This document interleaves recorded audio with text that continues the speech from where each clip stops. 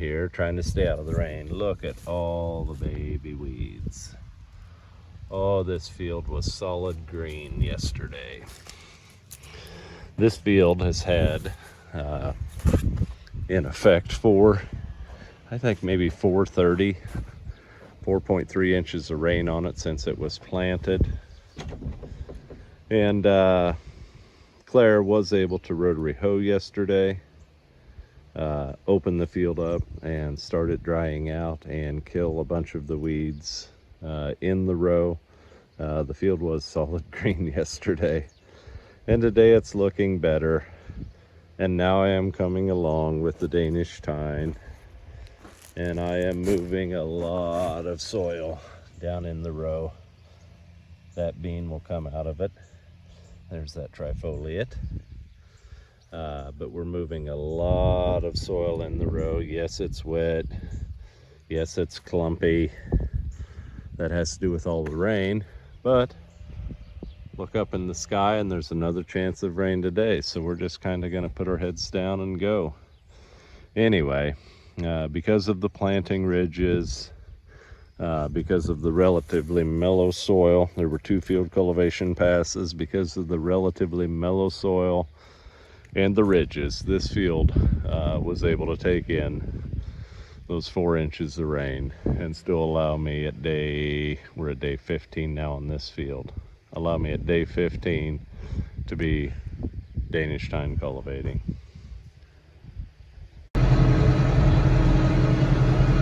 Okay guys, so now Dane is running with me, and we're on this is the field that made the 200 bushel corn last year. And so the challenge here is to keep the rolling shields from plugging on, stalks. And if those rolling shields plug on stalks, then they tend to drag. So we're having to watch behind us quite a bit, and we're having to go a little bit slower. The ground is a lot rougher here. It was just the way those rains came. This field was actually planted, that would have been 4 or 5 days after the other field. No, this was planted the next day after that field that we were just in. But it had 1 less tillage pass on it. In the prep for this field, there were only 2 tillage passes. No, there were 3. There was the disking pass, and then we let it sit, and then I did 2 passes and planted it. So it had 3 passes on it instead of 4. But it's a little bit rougher, and there's a lot of corn residue out here. And so, anyway, a little challenging, but we're making good progress, and this field will not be stressful at all. This field will be perfectly clean when we get done cultivating it here. Okay guys, I'm gonna show you what we're doing here. We're working on beans. This particular field is following forage sorghum. And so this field is at day 12, but all of the fields this year got a rain on them. This field, unlike the other fields that had 430, this field missed one of those rains, and so it probably had about 3.5 on it immediately after, the week after I planted it, in that first 7 days. Here we are, we missed that last rain, and this field, this series of fields, there's 3 fields in this grouping. These fields have had 3.5. We're at day 12 here. Yeah, we're at day 12. And we are doing our first cultivation. And this field, like the other bean fields, was a solid green mat of weeds. and we were able to get out. This field, it was 3 days ago, Claire was able to get out and rotary hoe, and she majorly, she put a bad hurt on those weeds. So the minute she got done rotary hoeing, that was when I started cultivating on the corn. The next day I didn't do anything that day.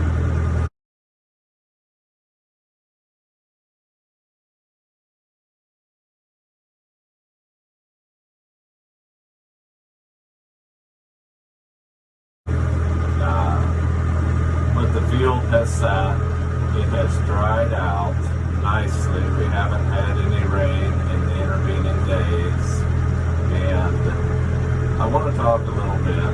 You know, I'm honestly amazed that the weed control is as good as it is, and I want to talk about that a little bit. So, one thing I did have this year, it was relatively dry early, cool and dry, and we got, you know, a pretty big rain. And then after that rain, it finally got warm, and the conditions felt like I could plant. And so I ran, and I got the bulk majority of everything planted, and then we had the rainy period. But the soil was not the soil, you know, well, ever since last summer at this time. The soil has never been quote-unquote saturated. We've never had an extended wet period. The soil has been on the drier spectrum, field of the spectrum. And so, that's the first thing I want to attribute it to.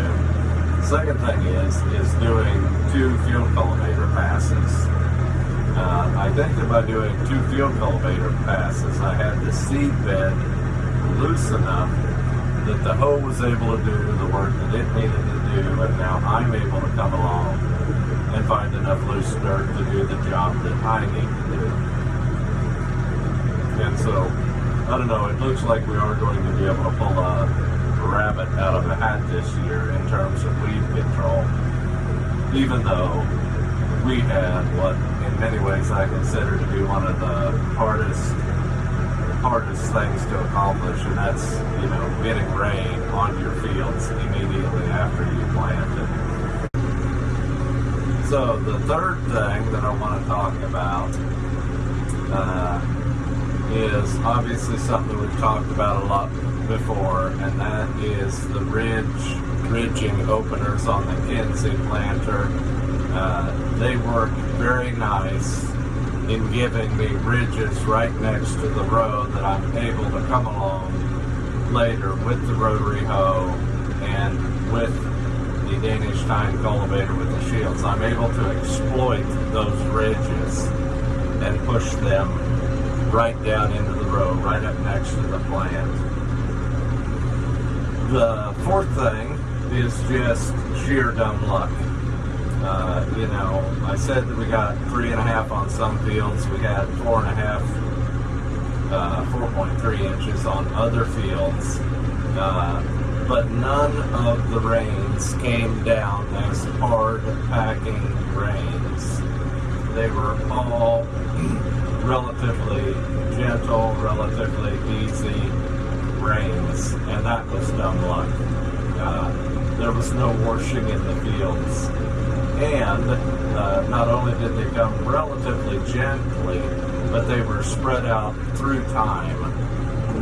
And so it wasn't just 4.5 inches in one event. It was spread out through time, and it gave the soil a chance to breathe. The final thing I want to talk about here is, you know, on these videos that I've made this spring about cultivating, you know, sometimes I'm showing Dane running with me and sometimes I'm not.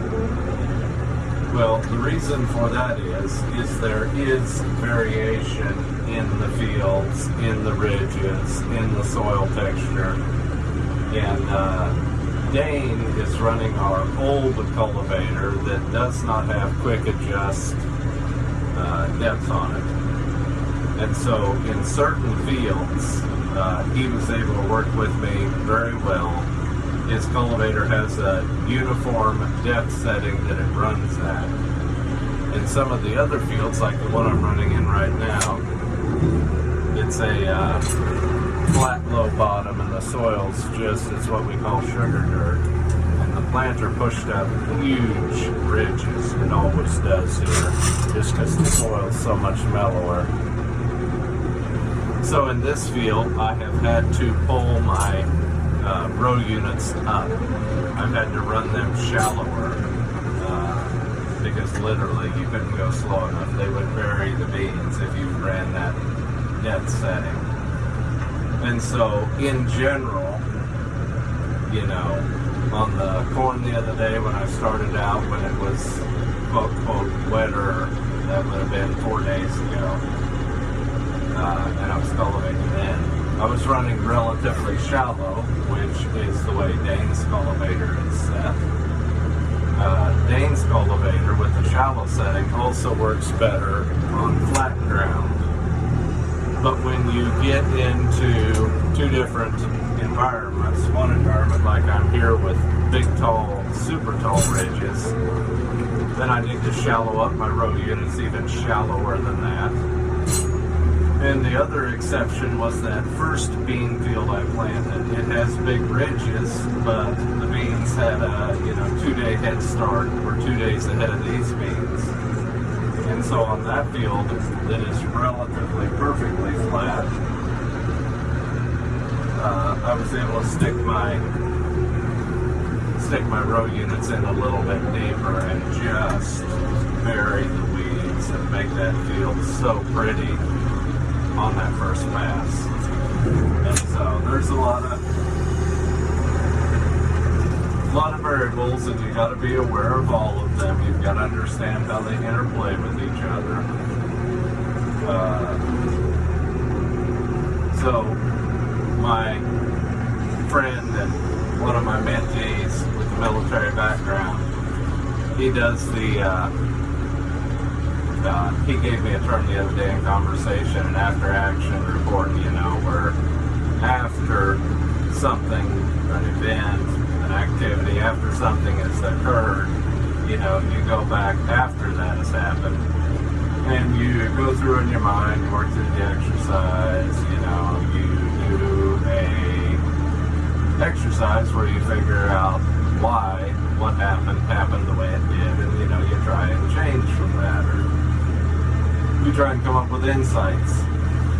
And so that is what I am doing here, attempting to do here. It occurred to me, Ellen and I were having that conversation, I don't know what we were talking about, but that's what I am attempting to do here in this cultivation video series on the soybeans.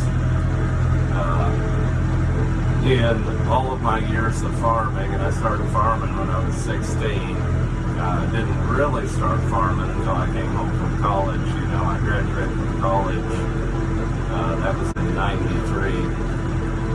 So how many years of full-time farming does that make? About, 30? Yeah, it makes about 30 years now. It's been a long time.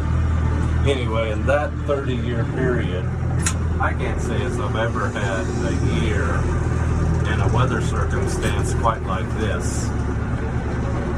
And to be able to achieve weed control in a unique circumstance, one that you're not familiar with, that is, you need to do things like that.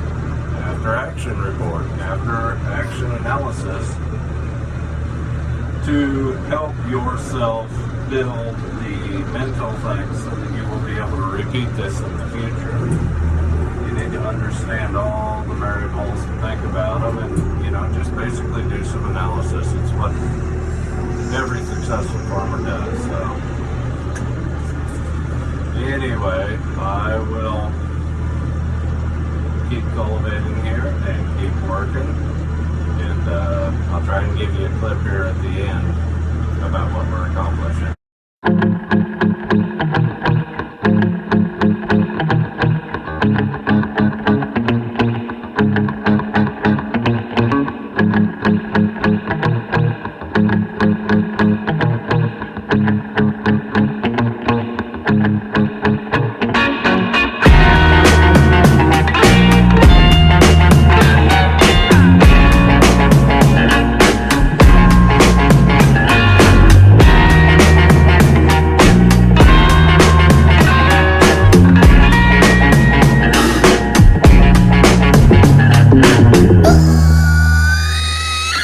My line, your line, don't cross them lines.